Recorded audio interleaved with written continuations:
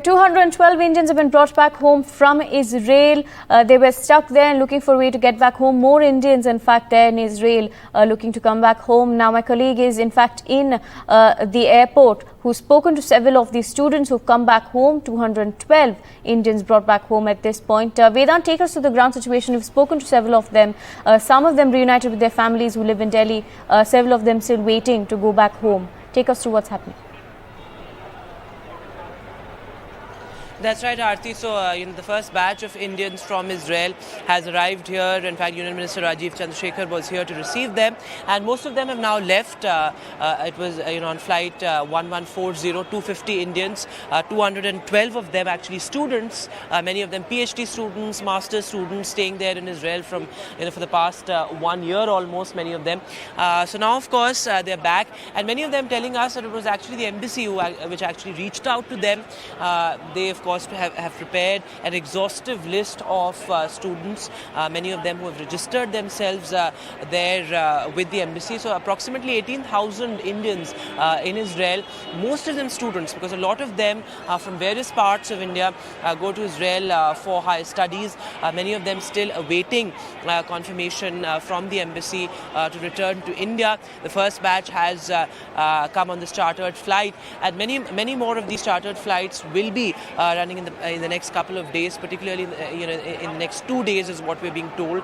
In fact, the External Affairs Ministry had said that our aim is to bring all Indians back. So it's really on war footing that Operation Ajay is happening there in Israel. In fact, yesterday when the spokesperson of the External Affairs Ministry actually addressed that press conference, he said that our priority really is students, because a lot of them are very close to the Gaza border. In fact, we spoke to a lot of students who said that they were 20 kilometers from Gaza. So the priority is students. But first, let's just listen in to what some of them had to say when they arrived in New Delhi.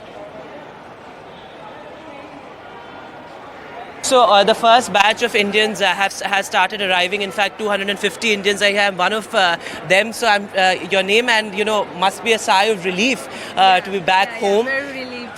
I'm Duti Banerjee. I'm from Kolkata, and I'm glad to be back home. It was pretty scary in the last 3 days. We had no idea. I'm a PhD student there in one of the universities, and we are really thankful to Indian government for arranging the flight as soon as possible. We were notified in, I think, in 24 hours everything was arranged, and we're the first batch to come back. There are 18,000 Indians, by the way, and I think 6,000 to 7,000 want to come back. So I hope the Indian government, Where exactly were you in Israel? And describe to us. Be described in words, but I'm sure it's something that really has taken a toll on you in the past couple of days. Basically, I have been living in Israel for my master's and now in my PhD, so I know how it works during other operations, but this time it's pretty scary because of the infiltration from Gaza side, and the situation in the border area is really, really scary. Kids have been slaughtered, which never happened after Holocaust, basically. So it was pretty scary for Israelis. And my colleagues, they actually recommended me to come back home because they don't know what's your Israeli colleagues. My Israeli and I'm sure, one point that a lot of students here made, that a lot of your Israeli friends were also called up for war. So that must have been really difficult. I have a very close friend who is in war right now. I really hope that he's safe and sound.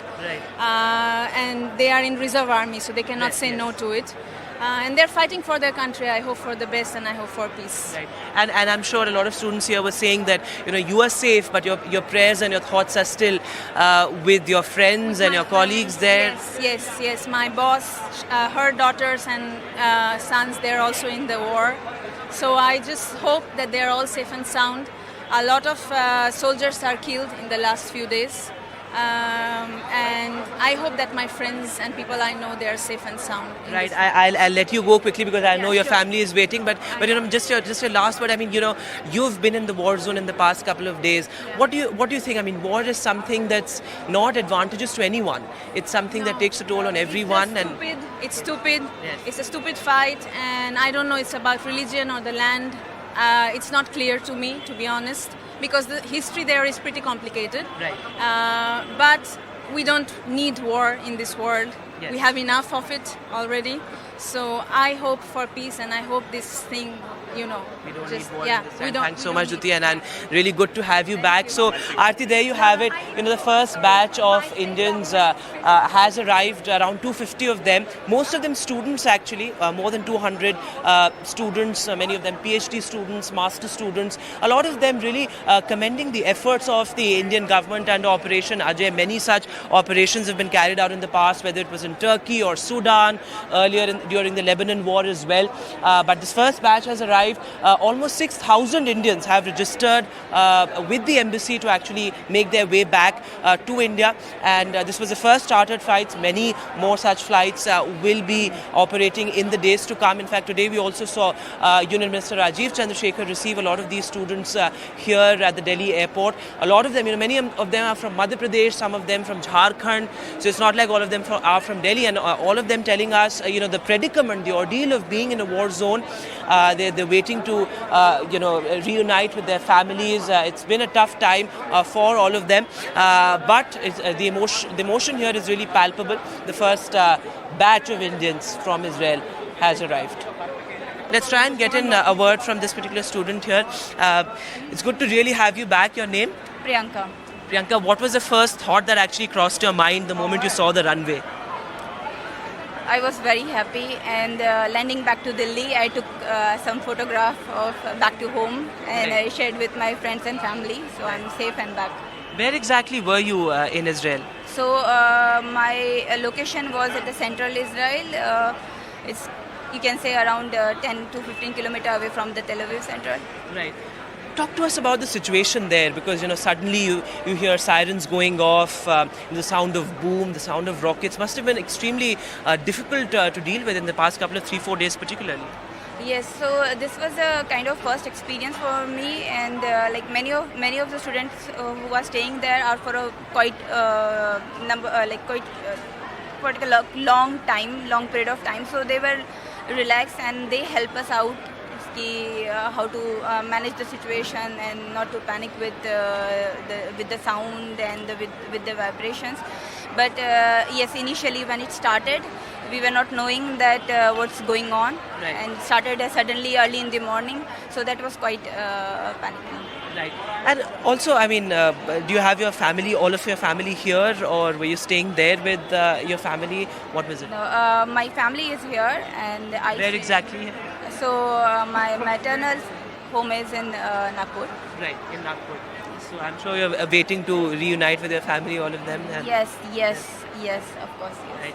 And before I let you go, what are your thoughts about what's currently unfolding there in Israel? Because you've experienced it firsthand, and you know the kind of predicament, the kind of pain and ordeal that one has to go through in the war zone. And I'm sure a lot of your Israeli friends were actually called up for war as reservists as well. Yes. A lot of our friends have been called for reserve, and it's really heartbreaking for them to handle. But I would say that they are very resilient species, and even the war goes on, they never stop working, they never stop encouraging you. So when we were coming back to home, many of us said, stay safe, come back soon. So they really care for you in that sense. So it is kind of a relief to stay among such kind of people. Good.